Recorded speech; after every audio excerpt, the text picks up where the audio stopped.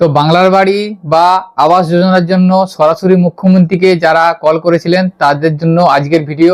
অর্থাৎ আপনারা যদি বাংলার বাড়ি বা আবাস যোজনার বাড়ি পাওয়ার জন্য সরাসরি মুখ্যমন্ত্রীকে ফোন করেছিলেন, সেখান থেকে আপনারা কিভাবে জানতে পারবেন যে আপনাদের যে কমপ্লেন করেছিলেন বা যে বাড়ির আবেদন করেছেন সেই স্ট্যাটাসটা কিভাবে চেক করতে পারবেন। তো এটা অনলাইনের মাধ্যমে চেক করা যেত, কিন্তু বর্তমানে সেই অপশনটা আর নেই, অপশনটা তুলে নেওয়া হয়েছে।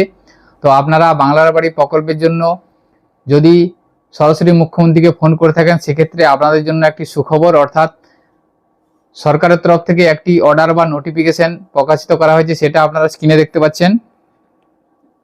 আমি আপনাদের দেখাচ্ছি, দেখুন 22/12/2025 তারিখে একটি সমস্ত ডিস্ট্রিক্ট ম্যাজিস্ট্রেটকে অর্থাৎ সমস্ত ডিএমকে রাজ্য সরকারের তরফ থেকে একটি নোটিফিকেশন অথবা অর্ডার করা হয়েছে। এখানে বলা আছে দেখুন, entry of village name and LGD code for database, অর্থাৎ যে সমস্ত বেনিফিশিয়ারি বাংলার বাড়ি প্রকল্পের জন্য সরাসরি মুখ্যমন্ত্রীকে কল করেছিলেন সেই সমস্ত বেনিফিশিয়ারির লিস্ট গ্রাম পঞ্চায়েতে এসে গেছে।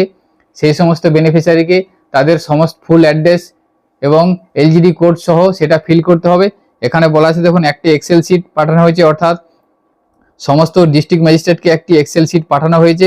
আপনারা এখন স্ক্রিনে এই অর্ডারটা দেখতে পাচ্ছেন।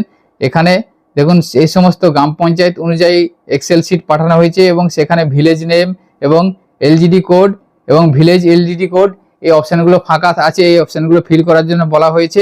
অর্থাৎ সেই এক্সেল শিটটি 9/1/2026 তারিখের মধ্যে যে এক্সেল শিটটি গ্রাম পঞ্চায়েতে পাঠানো হয়েছে, সেই এক্সেল শিটটি 9/1/2026 তারিখের মধ্যে অ্যাড্রেসটি ফিল আপ করে সেই এক্সেল শিটটি পাঠাতে হবে এবং তারপরে প্রয়োজনীয় ইনকোয়ারি হবে। ইনকোয়ারি হওয়ার পর ইনকোয়ারি হওয়ার পর সেই সমস্ত বাড়িতে গিয়ে সার্ভে করা হবে। সার্ভে করার পর সেই সমস্ত বেনিফিশিয়ারি যদি বাড়ি পাওয়ার যোগ্য হয়ে থাকে, সেক্ষেত্রে তারা বাংলার বাড়ি প্রকল্পের আওতায় আসবে এবং সেই সমস্ত বেনিফিশিয়ারি বাংলার বাড়ি প্রকল্পের যে টাকা সেই টাকা তাদের অ্যাকাউন্টে পেয়ে যাবে। তো এখানে সমস্ত ডিস্ট্রিক্ট ম্যাজিস্ট্রেটকে অর্ডার করে দেওয়া হয়েছে এবং তার এক্সেল শিটও পাঠিয়ে দেওয়া হয়েছে এবং সমস্ত এক্সেল শিট আপনারা আপনাদের গ্রাম পঞ্চায়েতে গিয়ে দেখতে পারবেন। তো আমি আপনাদের একটা গ্রাম পঞ্চায়েতের এক্সেল শিট দেখাবো। সেখানে যারা বাংলার বাড়ি প্রকল্পের জন্য সরাসরি মুখ্যমন্ত্রীকে ফোন করেছিলেন সমস্ত বেনিফিশিয়ারির নাম এবং আরও ডিটেলস এসে যাচ্ছে মোবাইল নাম্বার সহ, এবং শুধুমাত্র ভিলেজ ও এলজিডি কোডটা ফাঁকা আছে। এই দুটো অপশন গ্রাম পঞ্চায়েতকে ফিল আপ করে সেটা পাঠাতে হবে। পাঠানোর পর পুনরায় আবার ইনকোয়ারি হয়ে সার্ভে হয়ে তাদের বাকি প্রসেস কমপ্লিট হবে।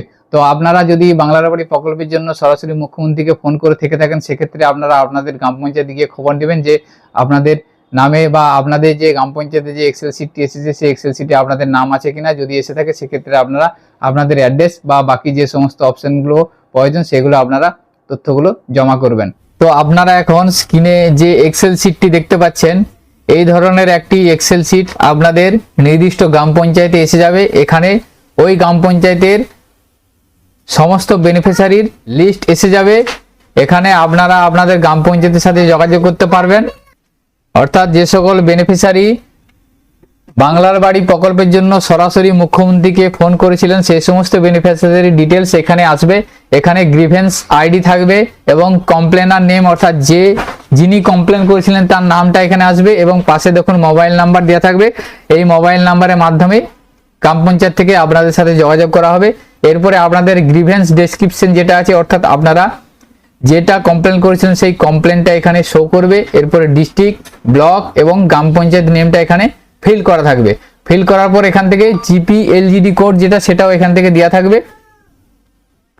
এরপর দেখুন অ্যাড্রেস যেটা আছে, অ্যাড্রেস ল্যান্ডমার্ক, অর্থাৎ এখান থেকে এই জায়গাটা ফাঁকা থাকবে। এখান থেকে আপনাদের ডিটেলসটা নিয়ে এখানে ফিল করতে হবে, অ্যাড্রেস এবং ভিলেজ নেমটা এবং ভিলেজ এলজিডি কোড। এই ডিটেলসটা ফিল করে দেওয়ার পর সেটা পাঠাতে হবে 9 তারিখের মধ্যে এবং তারপরে ইনকোয়ারি বা সার্ভের মাধ্যমে এই সমস্ত বেনিফিশিয়ারি যদি বাড়ির পাওয়ার যোগ্য হয়ে থাকে সেক্ষেত্রে সে বাংলার বাড়ি প্রকল্পের আওতায় আসবে।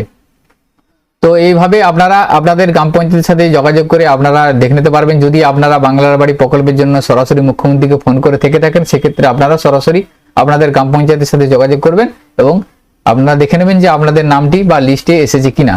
তো আজকের ভিডিওতে এই ইনফরমেশনটি আপনাদের সাথে শেয়ার করা ছিল। সকলের সুবিধার্থে ভিডিওটি শেয়ার করবেন। ভিডিওটি যদি ভালো লাগে থাকে লাইক করবেন। আমাদের চ্যানেলে যদি আপনারা নতুন হয়ে থাকেন চ্যানেলটিকে সাবস্ক্রাইব করে রাখবেন। সকলে ভালো থাকবেন, সুস্থ থাকবেন। ধন্যবাদ।